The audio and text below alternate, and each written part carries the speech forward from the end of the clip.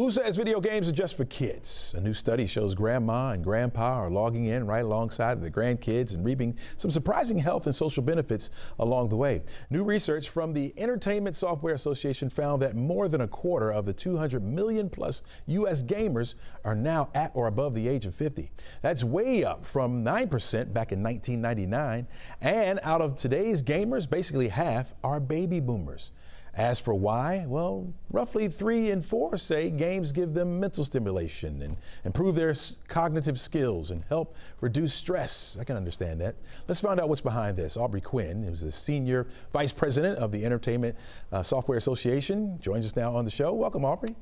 Hi, thanks for having me, Chesley. Are you telling me that grandmas, instead of knitting, are playing video games these days?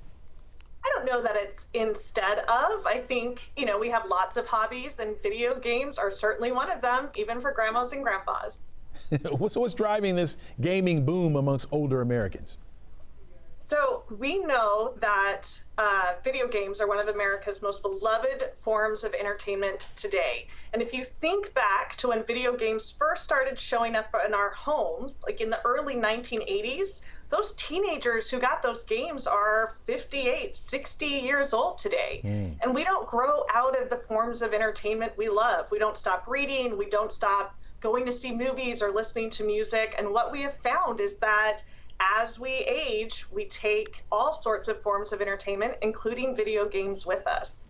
Well, I know that back in the day now, those games were a little bit more simple. I mean, I'm thinking about the Pac-Man that were and now they're a little bit integral. Do you think that it's a way also for grandparents to keep up with their grandkids? So I think there are a lot of factors in play, but I mean, you mentioned Pac-Man and Tetris and some of these original games. Those games are still around. And the top games that older players are playing are puzzle games. They're playing Wordle. They're playing Sudoku online. They're playing Monopoly Go or Solitaire. These are video games. And I suspect one of the biggest changes with the adoption of video games across generations is that we all have a video game device in our pocket now. We don't have to be at home in front of a console or in front of our PC. We use smartphones. We use our mobile devices. When I'm at an airport or a doctor's waiting room, a lot of us are playing video games to pass the time. But the sneaky benefit is that we know video games are so good for our minds. They improve our cognitive performances, our problem-solving abilities, and that is a really driving reason why older players are powering up. Do you know what's happening in our brains when we play these games, or what's helping us out with that? Well, so I think if you look at the research, it requires attention.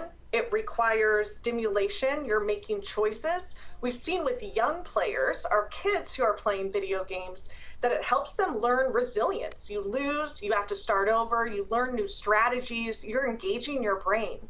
We've seen that the research shows that there's a huge difference between passive screen time, where you're just consuming, versus active screen time where you're engaged. And I think our older players, they say they play their games to keep their mind sharp. They also play to have fun and pass time, but the silent generation, boomers, Gen X, they're playing a lot of the time because it's keeping their brain sharp. They like the exercise for their minds. Yeah, there's also a social aspect of this as well, right? They're meeting new friends.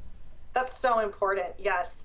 We have seen, and actually the U.S. General Surgeon has called out the loneliness epidemic, especially for older Americans. You're isolated, you're getting out less. Unfortunately, our friends begin to pass away, our family begins to pass away.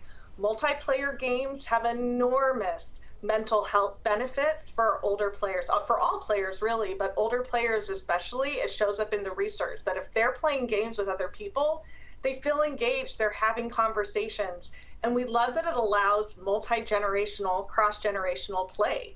Kids, grandkids, parents, moms, grandmas, everyone can be playing games together and find something to do in common.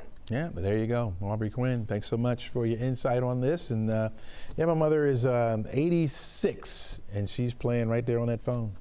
I love it. I love to hear it. Thanks for having me. Thank you for being with us. Appreciate it.